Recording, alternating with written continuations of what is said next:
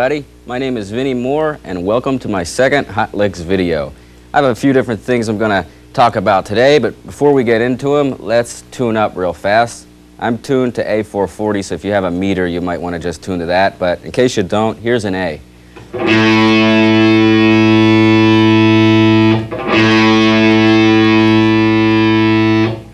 Okay, there you go. All right, the first thing I'm going to cover today is a section on triplet picking.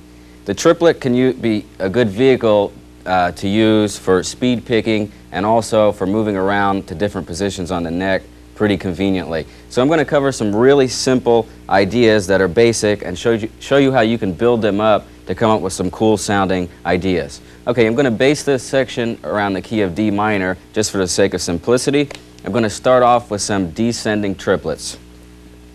All right, the first thing is going to be a simple 3-note descending triplet containing the notes F, E, and D.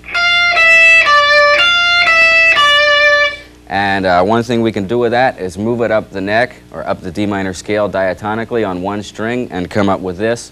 I'll play it fast for you and then I'll slow it down.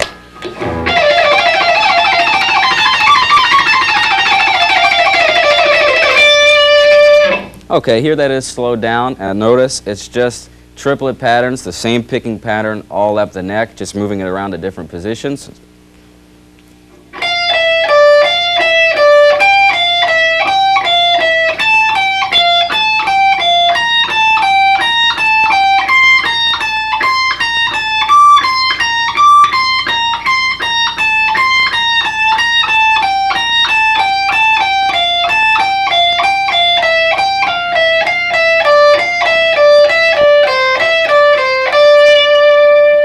There you have it, a real simple triplet idea, and you can use it to build up a cool sounding lick. Now let's take that same principle, but instead of using just one string for this idea, let's move the lick across all the strings, right down the D minor scale like this.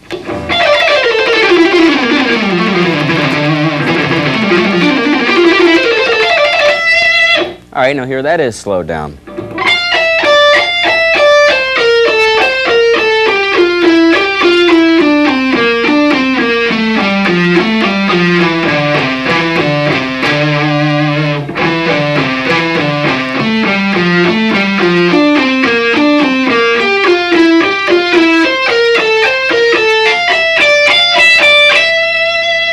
All right, so there's another example of what you can do with that simple triplet.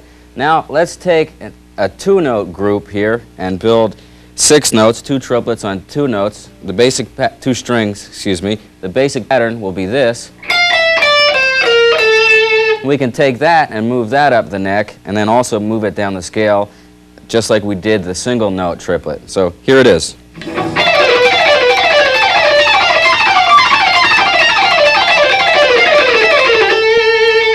Okay, now here that is slowed down.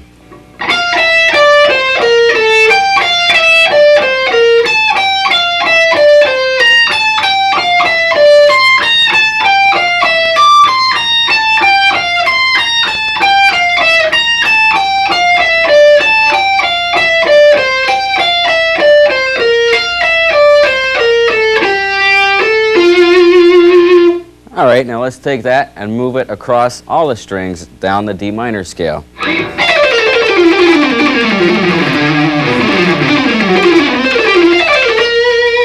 Here, that is slow.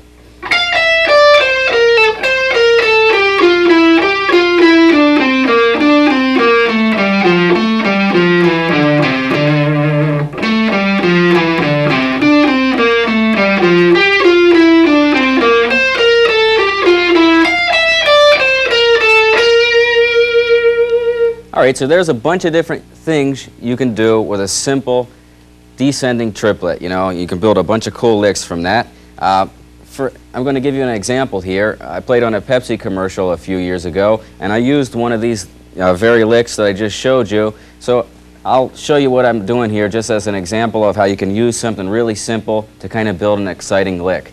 Okay, now this is in the key of A minor, and it's kind of a build-up type of thing using the 2-string triplet pattern. So here it is.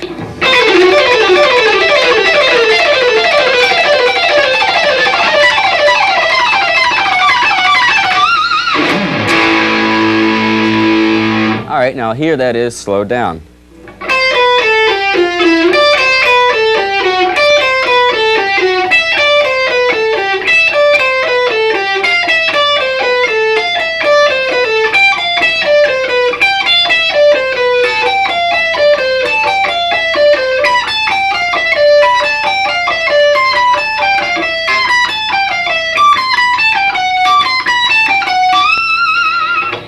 All right, so that's an example how you can take a simple idea and build something cool sounding over it. It's just a real basic two-string triplet idea.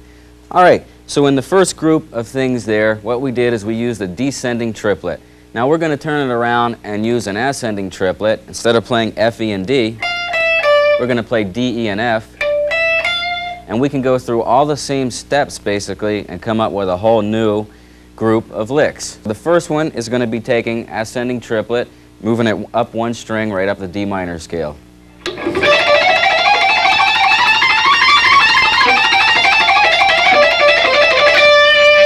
Now here that is slow.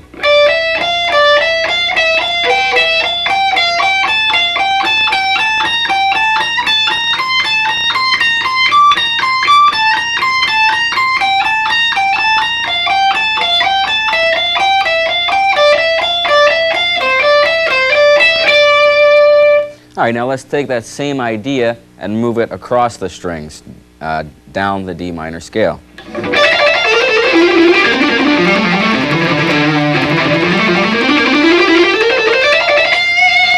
Okay, here it is slow.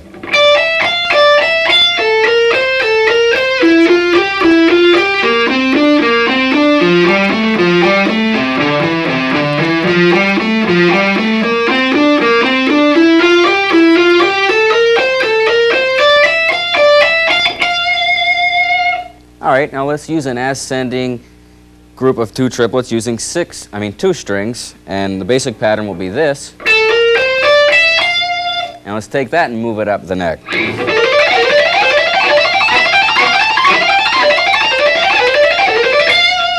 Here it is slowed down.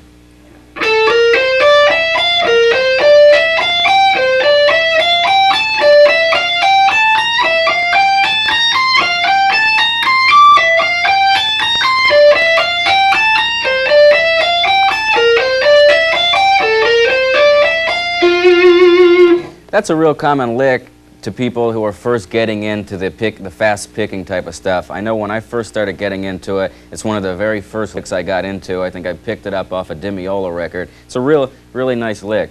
So let's take that same thing and move it down the scale.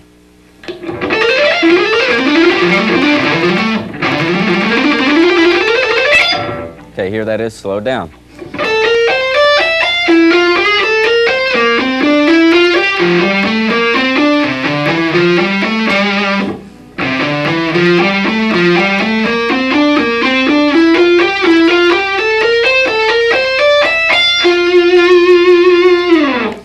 So there are some examples of an ascending type of triplet and how you can build up a bunch of cool ideas from that. Now one thing I want to mention here is I'm showing you things in a particular key and in particular positions and also on like particular groups of strings like say the E and the B string, but don't limit yourself to just those particular areas. I'm just showing you as an example for the sake of simplicity. There's an unlimited amount of possibilities you can do with simple things like this, so experiment and try to move it around and come up with as many ideas as you can. For instance, that last idea,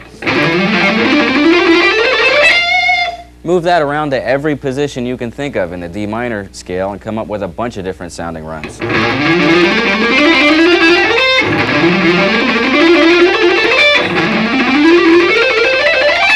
There's all kinds of things you can do with each one of these licks, and another example is when I show you things on one string or two string like this. You can play that on any string.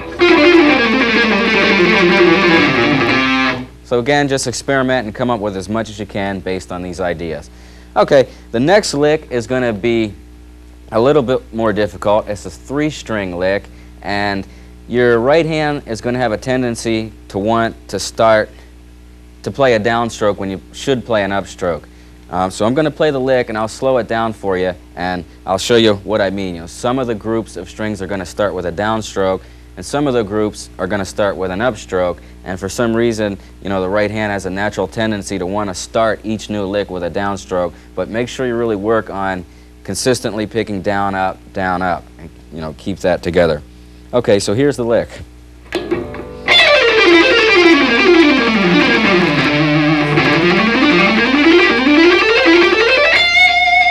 Here it is, slowed down.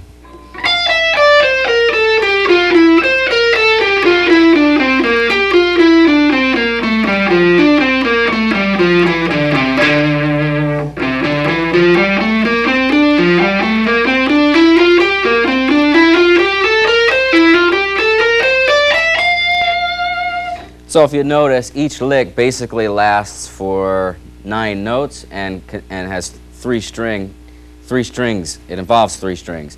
And since it's an odd number, every other picking stroke for every other run is going to be a downstroke. But, you know, as I said, your right hand's going to want to start each lick on a downstroke, so make sure you really concentrate on that and start every other lick on a downstroke and every other one on an upstroke. All right, now I have 3 more ideas here for picking. These are common licks that I like to use a lot. And the first one would be this. Slowed down, that's just a basic pattern.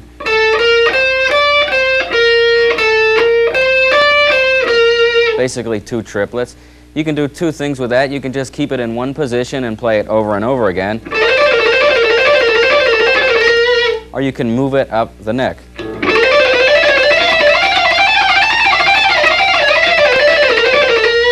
And here that is slowed down for you.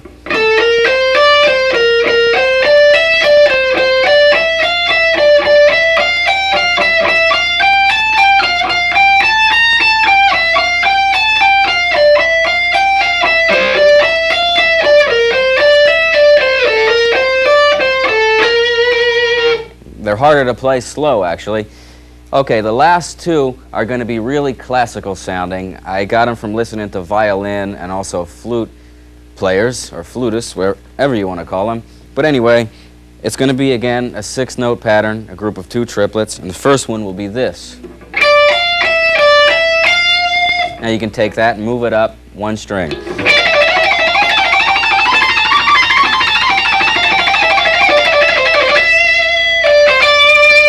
All right, here that is, slowed down.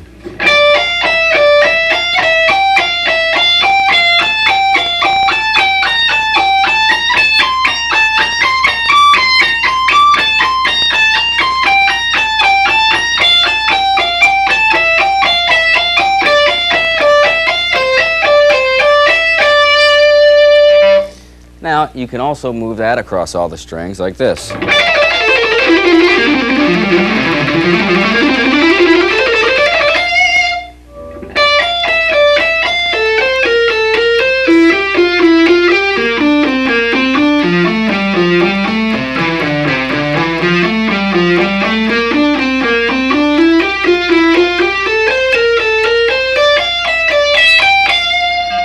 Okay, now let's take that and make a 2-string idea out of it like this.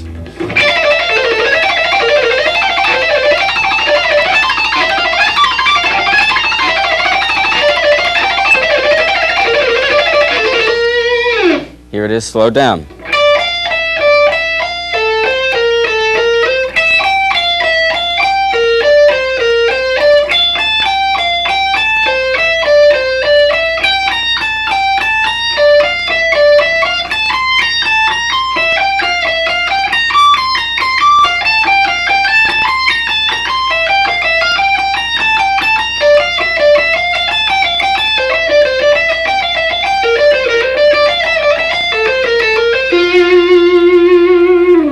All right, so there's a few things you can do with that one particular triplet idea.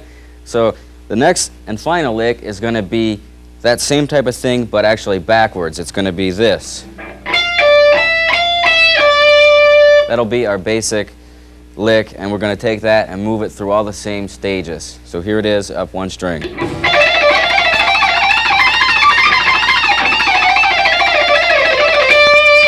Slowed down.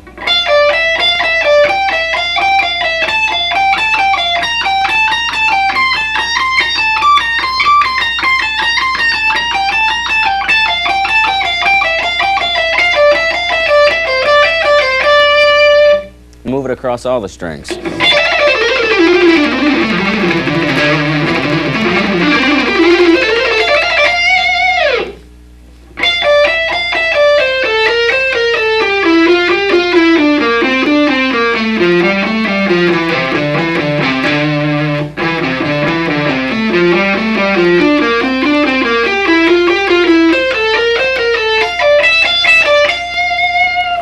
Alright, and the last thing you can do with it is make a two-string idea out of it. The basic pattern would be this. Let's move that up the neck.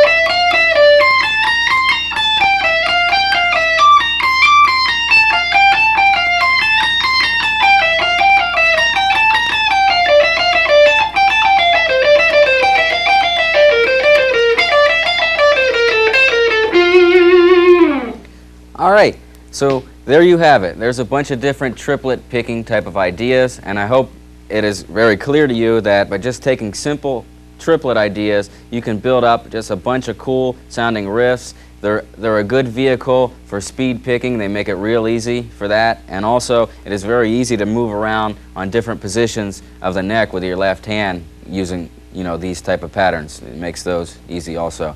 Okay, that's going to complete my triplet pattern section, and I'm going to move in onto another section here. I'm going to cover modes.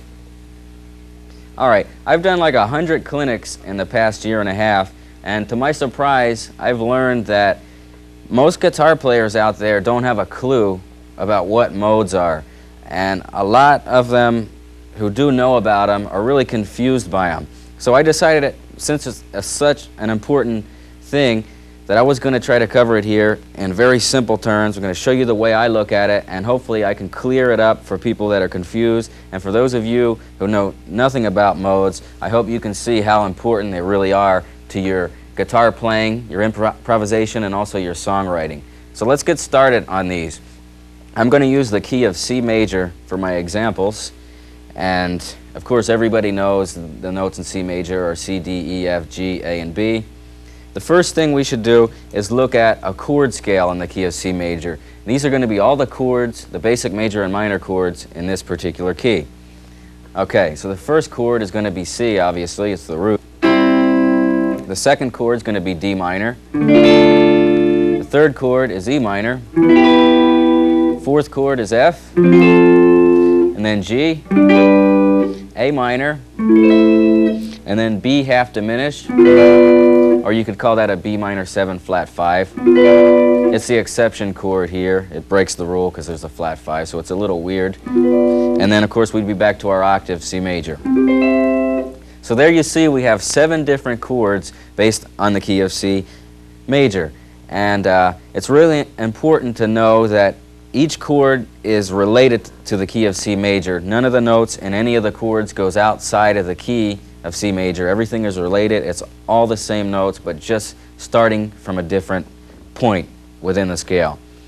So the first thing to learn about modes, which is actually the hardest, is remembering the stupid names. You know, some guy probably 15,000 years ago named these, and he probably did it just to confuse us guitar players in the 20th century. But anyway, it's real important to remember the names of these, so I'm going to give you the names, and through the magic of television, we'll flash them across the screen. Okay, the names of the modes are Ionian, Dorian, Phrygian, Lydian, Mixolydian, Aeolian, and Locrian. Told you that was pretty weird.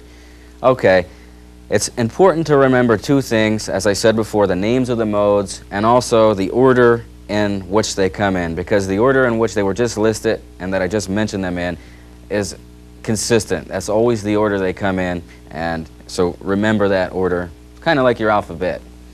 Okay, so we could say that each chord we covered here in the C major scale represents a different mode. Each chord was a different step of the major scale, and so was each mode. And that's what modes are all about. So let's cover the names, and I'll show you what chords represent what modes. Okay, the first chord, C, which is the root, represents Ionian mode. Now, remember this rule that Ionian mode is always a major scale. It's always the root of a major key. So if somebody said, let's jam in C Ionian, you would know that you were in the key of C major. If somebody said they wanted to jam in G Ionian, then you know very simply that you were in the key of G major. So it's a very easy rule. You know, Ionian is always the major scale or the major key you're in. Okay, so the next is Dorian, which is represented in this particular key by D minor. We know two things about Dorian. We know Dorian is typically a minor chord, and also that it is the second step of a major scale. Okay, the next mode would be Phrygian, which is represented by E minor. Phrygian is typically a minor chord, and also it is the third step of a major scale. Okay, the fourth step is Lydian, which is F in this case. The fifth step is Mixolydian, which is major, which is G. The sixth step is A minor, which is Aeolian. Now, okay, here's rule number 2. Everybody knows that a major key has a relative minor. In this particular key, C major, the relative minor is A minor. And this represents Aeolian mode. So the rule is Aeolian mode always represents the minor scale or the minor key that you're playing in. So remember that because it's going to be easy to relate things to that later.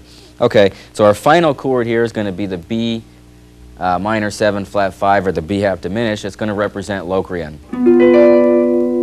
This is the weird one in the bunch. So that completes the 7 different modes. So I showed you all the chords in a major scale, and we showed you what chords represent what modes by the name.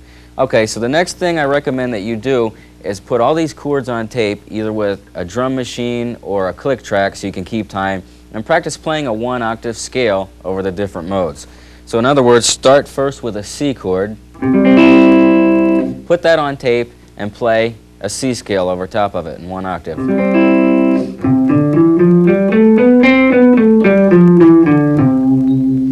And that'll give you an idea of what Ionian mode sounds like. So let's move up to the next chord, or the next mode, which is Dorian. Here, put a D minor on tape, and play a D Dorian mode.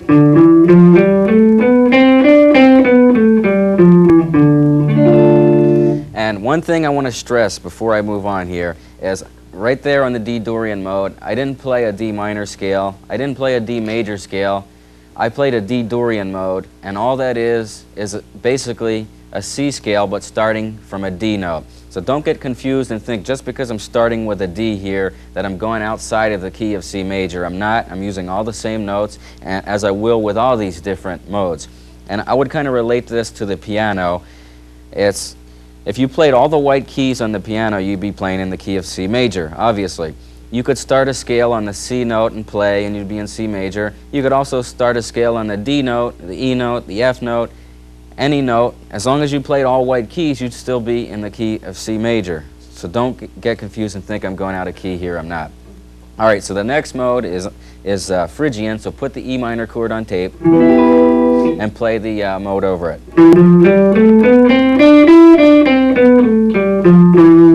Okay, then move up to the F chord, which is Lydian. And that gives you a good idea of what the Lydian mode sounds like. And then the next chord would be G, which would be Mixolydian, and play that particular mode over top of the G.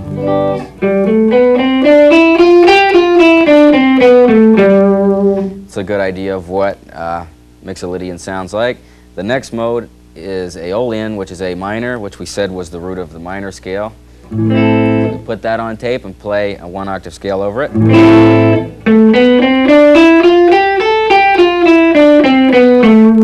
And then our final mode is going to be Locrian. It's going to be the B minor 7 flat 5 chord.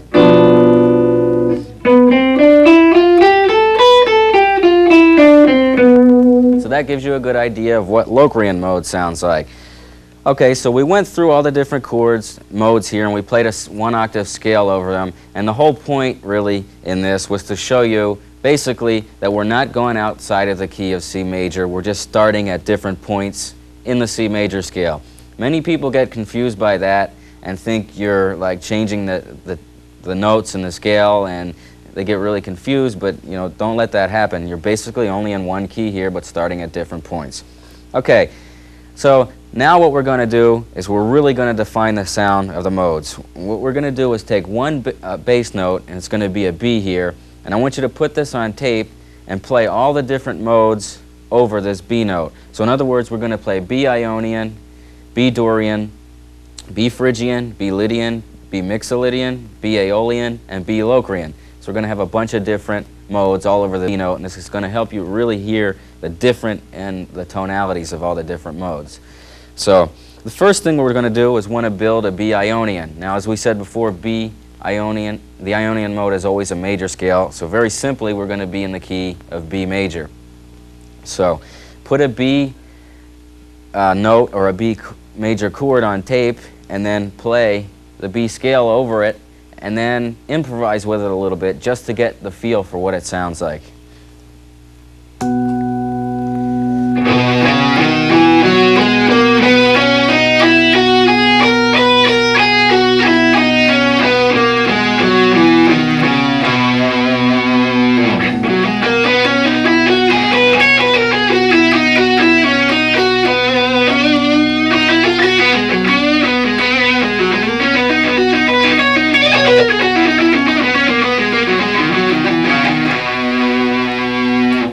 All right, so there's a good example of what the Ionian mode sounds like. It reminds me of a real happy type of feel. Okay, so our next mode is going to be the Dorian mode. So let's build a B Dorian. We know two things. We know that Dorian is minor, so it's going to be a B minor chord. And we also know that Dorian is the second step of a major scale. So the way I look at this is, rather than, you know, remember all the notes in a Dorian scale, you know, the typical way it's taught is like the Dorian is a major scale with a sharp this or a flat that, you know, who really cares? All you need to do is relate it to the basic key you're in. And since we know that Dorian is the second step of a major scale, then obviously the first step is A. So very simply, you know you're in the key of A major, but you're playing over the second chord, B minor, and you're starting with a B note. So put the B minor chord on tape and play the B Dorian scale, which is going to be the A major, starting with a B note.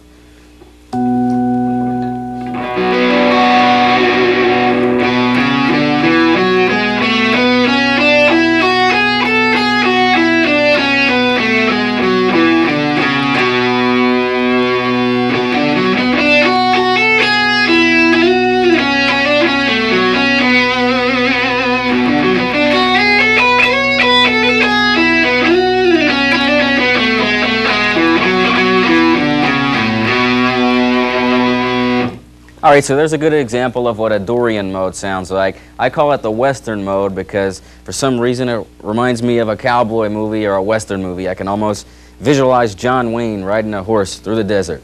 It might not remind you of anything like that, but I think it's real important to get a visualization of each mode or each sound, because if you can kind of be reminded of a different feeling or a different, even a song or, you know, a Western movie, whatever. If a mode can remind you of something, then it's going to be easier for you to remember the sound of that mode, and I think it can be real helpful in the long run. So try to visualize the sound, you know, put it into some thoughts in your head so you can easily remember it.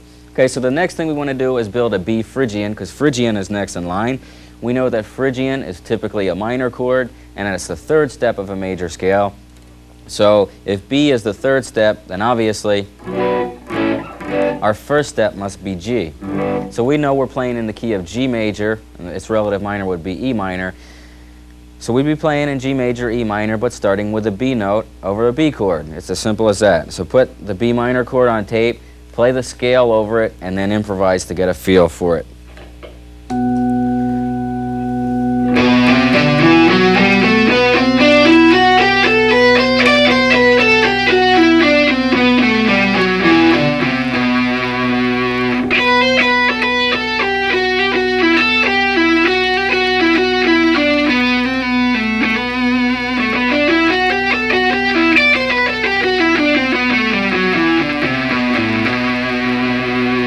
All right, so there's what Phrygian sounds like. It's kind of a mysterious, eerie type of feel. And there is an exception on this mode. We said that it was typically a minor chord, but one thing I want to point out, and this is done a lot in classical music, is you can substitute a major chord here. So we'd make B minor, B major, which would mean we would change the D note to D sharp.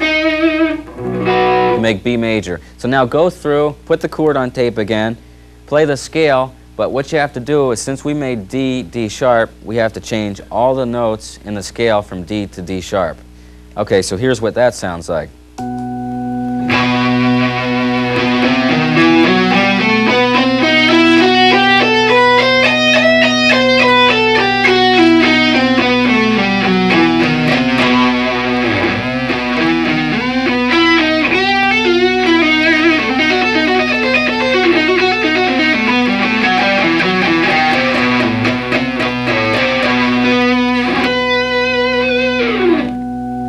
All right, so there's the other way we can use a Phrygian mode. Again, that reminds me of something really mysterious and like an eerie type of feel, almost a little bit Egyptian.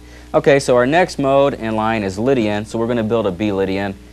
B Lydian. Lydian is a major chord, so it's going to be B major. And Lydian is the fourth step from a major scale, so very easily we can find out that the first step is F major, so we know we're in the key of F major, and the relative minor would be E flat minor. So let's play that scale over the B chord, which is going to be Lydian mode.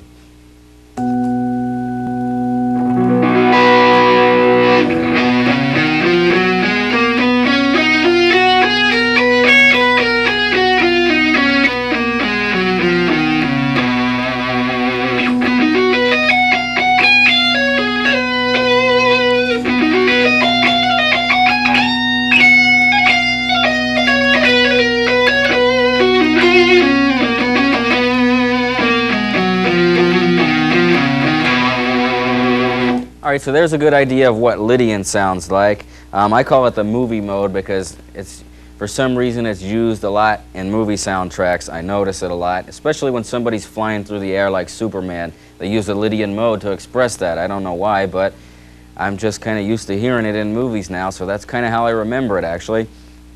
So, you know, again, put that on tape and play the Lydian mode over it. One thing that really defines the Lydian mode is that there's a tritone. Over the B chord, we have an F note in there, which is really kind of weird, but if you play the B and play the F in a higher octave, you get like a really cool kind of effect.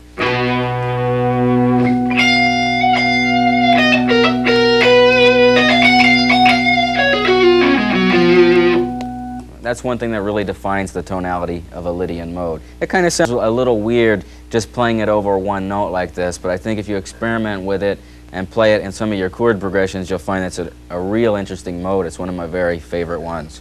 Okay, so our next thing we're going to do is build a Mixolydian mode, a B Mixolydian, because Mixolydian is the next in line. So we know that Mixolydian is a major chord, so it's going to be B major. And we also know that the Mixolydian mode is the fifth step of a major scale, or we know that Aeolian follows Mixolydian. So if somebody said, "Hey Vin, let's jam and be Mixolydian," how I would know where I was at is I would relate it to the Aeolian mode, which is right after it. So I would quite simply look at the neck, play the B chord, move it up a whole step to the Aeolian mode, which is a C sharp minor chord. So I would know that I was basically in the key of C sharp minor, or E major would be the relative major, and I'd just be starting from the B note. So put that on tape and play the C sharp minor scale starting with B, and you'll get the Mixolydian tonality.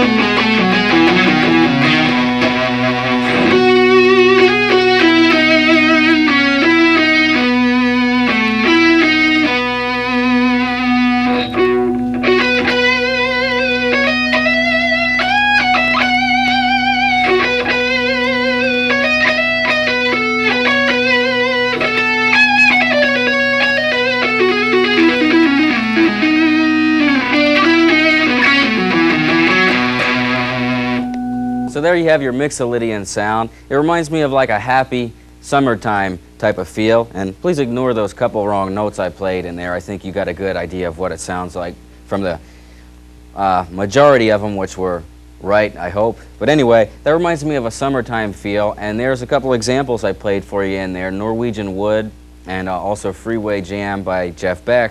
So again, I told you to try to visualize something to remind you of the mode. You can even, remember songs, and the Norwegian Wood is a really strong type of tonality. You can remember that very easily. So if you have trouble remembering Mixolydian, you can think of that, and it'll give you a feel for what it's all about.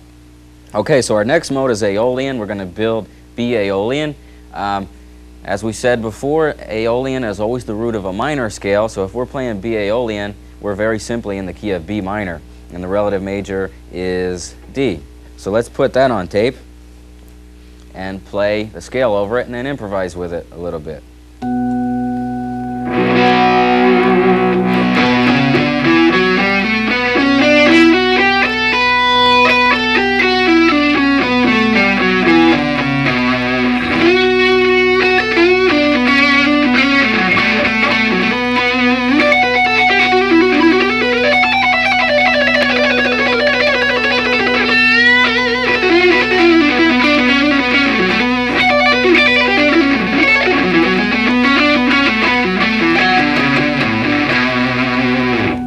Alright, so there's B Aeolian. That's one of the most common modes, Aeolian and Ionian, because they're just basic major and minor scales. Everybody's pretty familiar with that tonality already, I assume, and to me that reminds me of like a more sad type of feel. Okay, so our last and final mode is going to be the weird one, Locrian, and so the chord is going to be a B half diminished, and put that on tape and play the scale over top of it, and then improvise with it a little bit.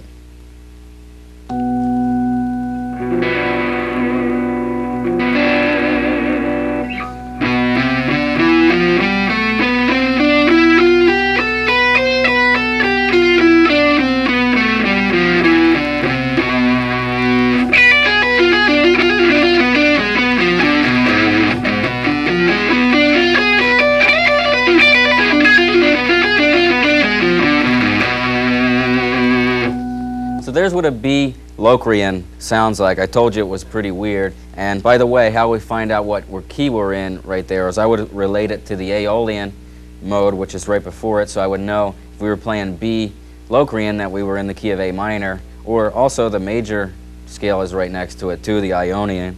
So we could say it's either the 7th step from a major scale or it's the 2nd step from a minor, but it'd be easier just to compare it to the minor scale and know which is right next to it and play an A minor, and just start from the B note over the B chord. To me, that's the most difficult lick to play over. It's a little too weird for me. I'm not real comfortable with it, but the best way to do it, or what I normally do, is just to play a bunch of diminished triads over top of it.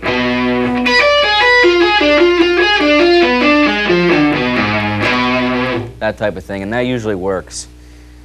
Okay, so that pretty much completes the mode section here. We did two things. I showed you a C major scale and how we named all the modes and showed you the intervals and how we were basically still in the key of C major. We didn't step outside. And then we built every mode over a B note, and by that you could really hear the difference in the tonality of all the modes. So I recommend putting these on tape like I showed you and practicing them a lot and really getting familiar with the sound of each mode. You can take each mode and spend a day with it, experimenting with it, and this just opens up new doors. There's new things to work with. Who wants to play in Aeolian or Ionian all the time? That gets boring. The more tonalities you know, the more you can express in your songwriting and also your soloing. So I think modes are something that are very important, and they get overlooked a lot. People don't want to learn them, and I think basically it's because the way they're taught is so confusing. There's no reason they have to be confusing. A mode is just a different step of a major scale. So try to work with these and get them down and come up with a lot of cool ideas, and you'll find that they'll really open up a whole new dimension for you. All right, so my final section is going to be a section on the left hand. On my first Hot Licks video, I put a lot of emphasis on the right hand with picking exercises and things like that. And A lot of people at my clinics asked me if I would cover some things on the left hand, and I think it's real important, so I'm going to base my final section on the left hand. And I'm going to break this section down into two parts. I'm going to break it down into exercises to help build up your strength, articulation, and accuracy in the left hand. And the second section is going to be just a bunch of common licks that are my favorite ones that I'd like to use, and I'll show you how to move them around on the neck. Okay, so I'm going to use the key of A minor for these ideas. Actually, I don't need to talk about that until we actually get into the soloing. The exercises kind of aren't in a key, but the first group of exercises are going to be two-finger exercises. In other words, we're going to isolate each group with two fingers. We're going to use the first and second, then the third and fourth. Whoops, second and third. I can't even count my own fingers here. And then the third and fourth. We're going to break it down in groups of two fingers. And the first thing is going to be a simple hammer-on. I'm just going to take one note on the first fret and hammer the higher one. And then we're going to move that across all the strings.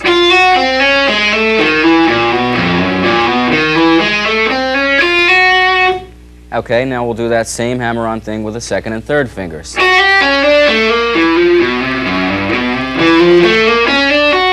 And then the third and fourth, which are the most difficult fingers to use.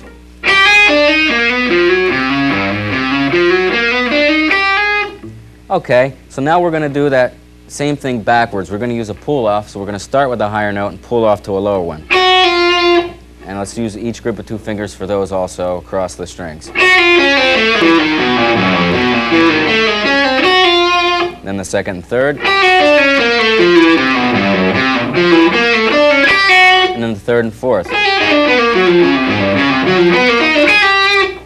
Okay, now what we're going to do is a hammer and a pull. So we're going to play a note with a pick, hammer a higher note, and pull back down to the original note. So it's kind of a trill type of idea. We're going to go through all the same groups of two fingers.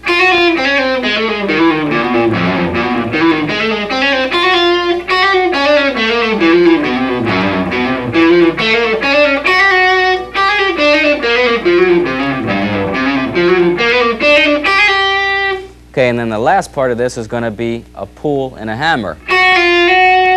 So do that with all groups of two fingers.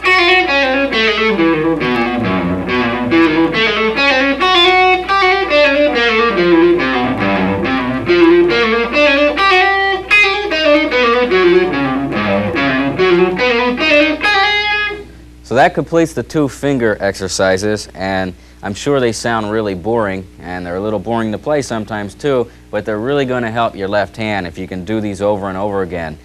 Okay, so now let's move on to some 3- and 4-note or finger type of exercises here. And the first one is going to be a basic 4-note hammer-on, and we're going to pick the first note and hammer chromatically 3 higher. And let's move that across all the strings.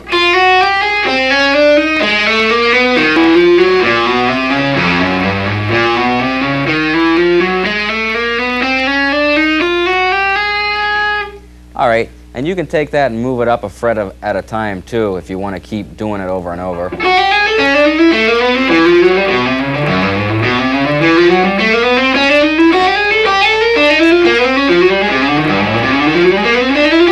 Start at a comfortable speed and then gradually build up the speed as, you know, a week or two go by.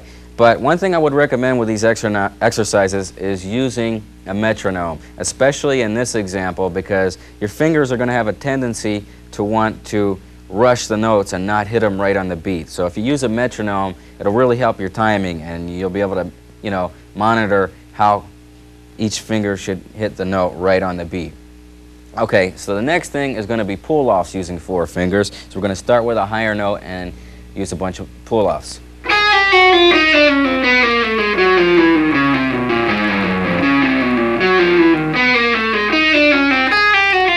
And again, you can take these and move them up the fretboard, fret at a time, as far as you want to go.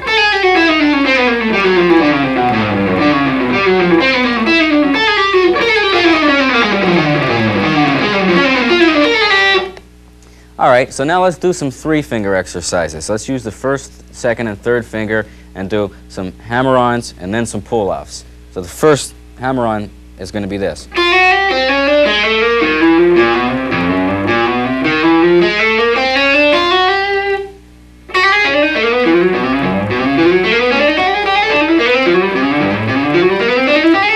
Again, take that and move it up the neck as much as you feel you need to do it. And then we're going to do some pull-offs here using 3 notes, 3, 2, 1 pattern.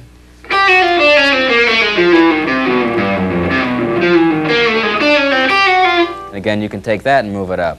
Okay, so we did some 3-note exercises using these 3 fingers. Now we're going to get into the real killer ones, which are these 3.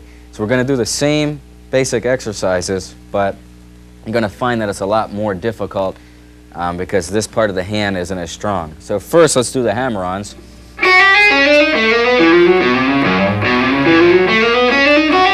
Again, take that, move it up the neck. You know, keep doing it over and over, and you'll find it'll help a lot. And then the real killer one is going to be the pull-offs here. 4, 3, and 2.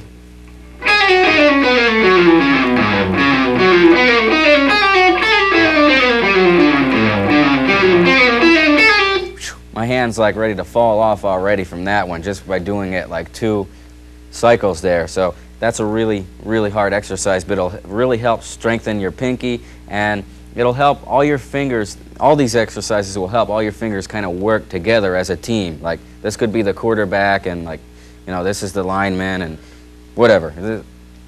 I'll stop there. Okay, so that pretty much completes the exercise section.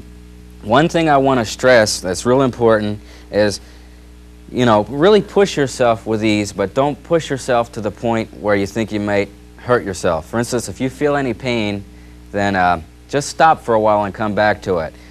To be honest, when I went through these, what I would do is I would always push my left hand. You know, it would get tired, but I would keep pushing it and pushing it. I think as with any, you know, physical type of exercise, you have to push yourself a little bit. But, you know, there's a point where you have to stop. There's a point that is too much. So be your own best judge of this. And if you feel you're going too far to where you might hurt your hand, stop for a while and come back to it, especially if you feel any pain. But remember, push it a little bit. So there are a bunch of different exercises, and these will definitely help strengthen your left hand, and also you'll build articulation and accuracy with these. Don't worry about speed with them at first. Start at a comfortable tempo with a metronome and gradually, you know, build it up over a period of time. And a metronome is also good for that because it'll help you monitor just how much faster you're getting with things. Okay, so my last section of the left hand here is going to be a group of licks. And these are just basic licks that I like to use a lot. The first one I'm probably not even going to be able to play after doing that last exercise. But anyway, here's my best shot. All these are going to be in the key of A minor. I'll play them fast. I'll show you what they're based off of, you know, and I'll break them down real slow for you. Some of them are like 3 and 4 note things, so they're already going to be simple, and I'll show you how you can build them up to come up with some cool type of ideas. So here is the first lick.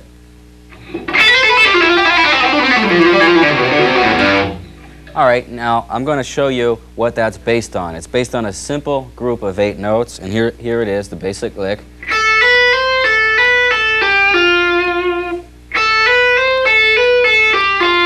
Notice I'm only picking the first note, and the rest are hammer-ons and pull-offs. And then what I'm doing is I'm taking the lick and I'm taking that same pattern, group of 8 notes, and moving it across different sets of strings like this.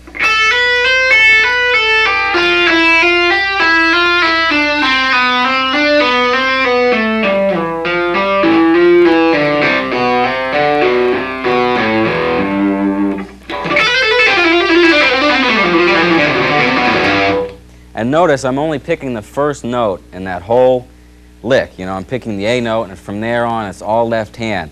It requires a lot of physical strength, and I think the exercises I just showed you will really help you build up that if you don't already have it.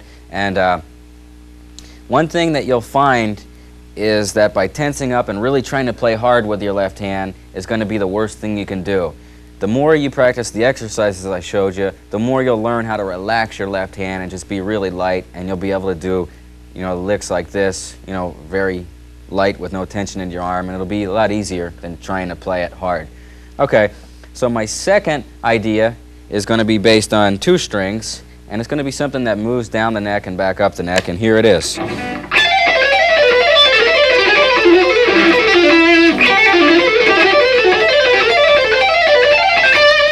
And here it is slowed down. Notice I'm picking the first note on each string, and the rest are hammers and pulls.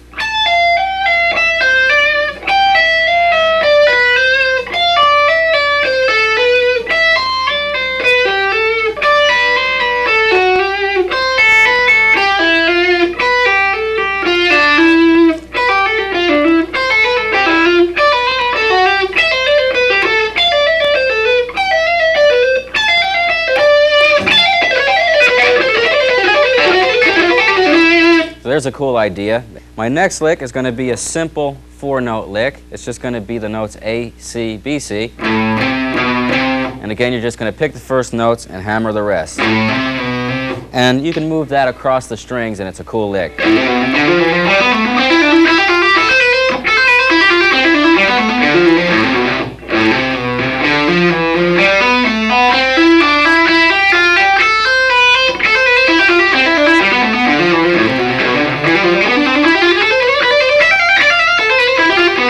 So there's a bunch of different things you can do with just that basic, simple 4-note idea. Now here's a 3-note idea. It's going to be the notes C, A, and B. And you can take that and move it across the strings.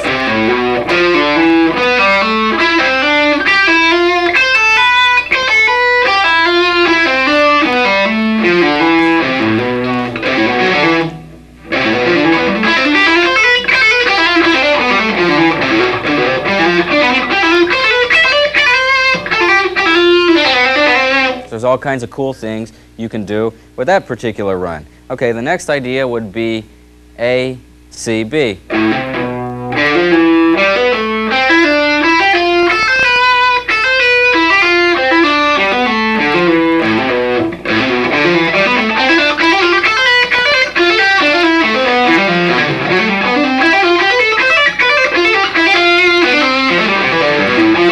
There's all kinds of, neat little ideas you can do with that idea also.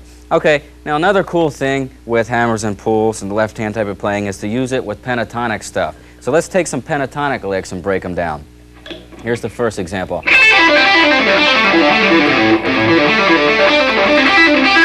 Here it is, slowed down.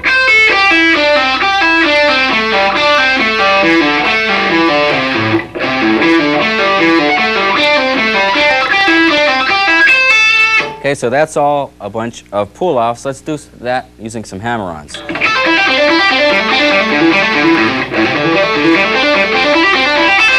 All right, now let's slow that down.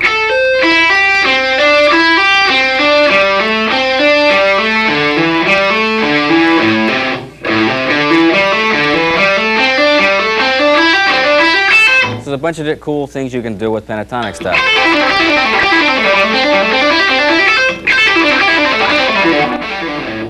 All right, here's one of my favorite ideas using stuff based on pentatonics, but it kind of goes outside the pentatonic scale, but you'll get the idea. Here it is.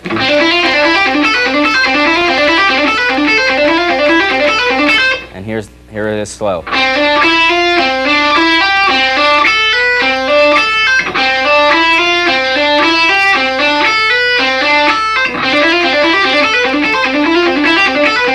And that's just a series of hammer-ons. Now another cool thing you can use here is diminished type of runs. I'm going to play you a diminished run that I played on my latest record, Time Odyssey. It's in a song called, what is that song called? Race with Destiny.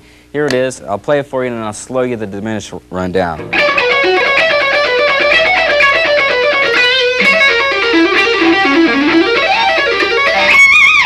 All right, now that last lick was the one I was talking about. I'll slow that down for you, and it's just a series of hammer-ons and pull-offs. Here it is.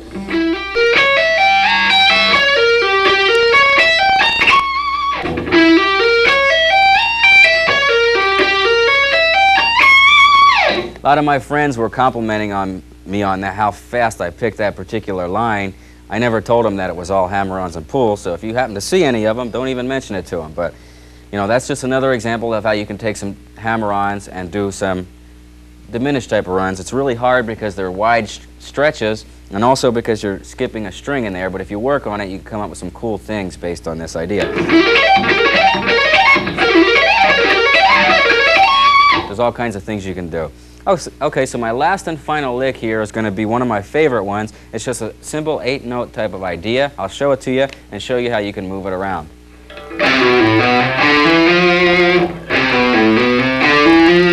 Okay, now here's what you can do with it. You can move it across the strings.